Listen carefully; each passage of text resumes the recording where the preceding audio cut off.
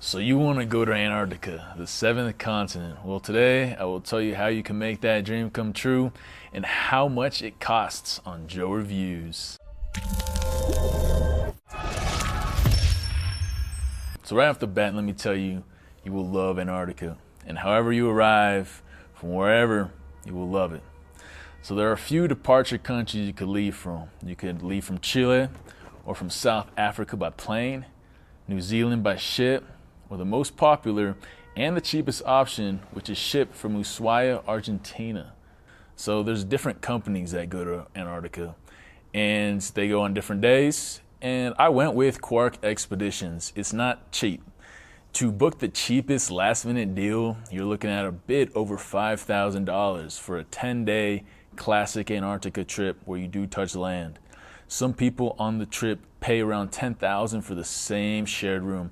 That price includes everything except for extra activities such as skiing, paddleboarding, kayaking, and also food and drinks outside of breakfast, lunch, and dinner.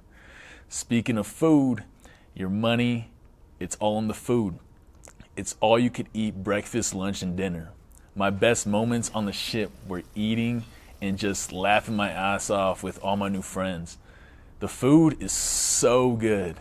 I remember when there was just lobster, I just kept getting lobster. They do have restaurant style for dinner, so it feels like you're a millionaire and you just order everything off the menu.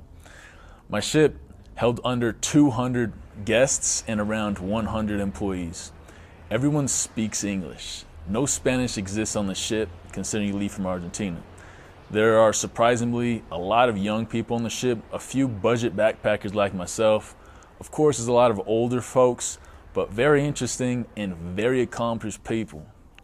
It takes 2 days and a little bit more to cross Drake's Passage. It's an infamous open water with the roughest waves. Luckily, we didn't experience rough waters going there, but returning, they told us we had 7-meter waves. Everyone was falling like the Titanic, basically. You know, most were in just the rooms vomiting. I took pills and I was just basically sleepy the whole time. But basically 2.5 days there and 2.5 days back, and in those days you just meet crew, you listen to seminars, you just learn stuff and just hang out. So for 3 days you're actually in the Antarctica region. We made about 9 landings, mostly all on islands, but one landing was right on the continent itself. Not every day you could do activities though, because not everyone can actually do activities, and it also depends on the weather and the spots available. The itinerary changes per trip, so not every trip's the same. We had about a couple beautiful days, and we had some horrible days as well. And for the summer, you're looking around 0 degrees usually.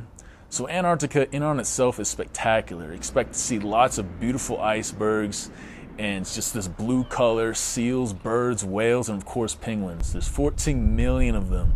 It takes a 10-day cruise, but you only see 3 to 4 types. The infamous Emperor and King penguins, you only see them on the 20-day plus cruise, and last-minute deals for those around $10,000. But the trip itself is not rushed. You go through a Zodiac cruise while 100 people are on the continent, and then you switch. So it's like 100 people on the continent and 100 people on Zodiacs to see things. So they make sure everything is clean and make sure you don't bring extra bacteria away, and all penguins always have the right of way. And all these activities, they're worth it. Like an extra $200 for 1 day paddleboarding was fine with me. It was perfect. It was like the best day. And yeah, it's cold, so you do not want to fall. But skiing, they said they didn't like it because they had to climb and it was just too many things. But mountaineering and kayaking was amazing. You could also camp. Ours didn't do it, but you could do it as well. And polar plunge as well, which is where you just jump in and just freezing. They give you shots. It's great.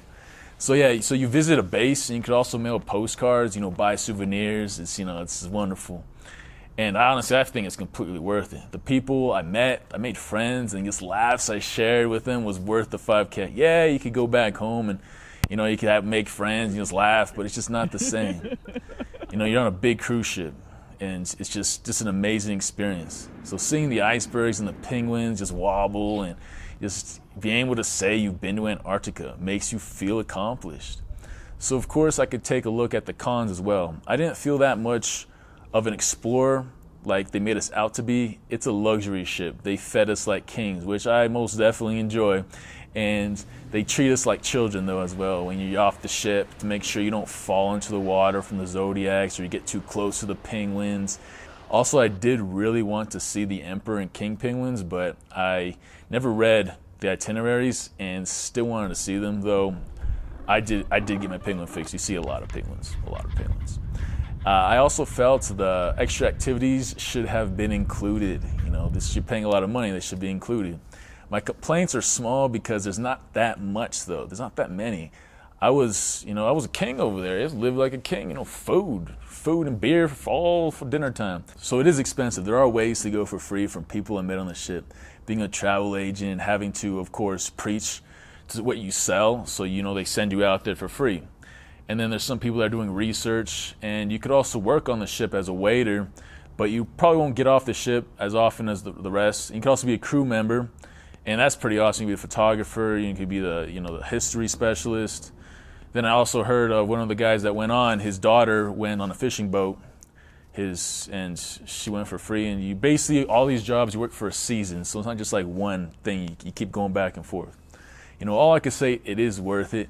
Maybe you can easily travel South America for 4 months on that money. And yes, you can, but it's not Antarctica. Definitely was worth the money as a last minute deal. Not so much for full price, I gotta admit. If you are interested, I posted some link down below for websites that give you the last minute deals. Just follow them and just wait and just hope for the deals.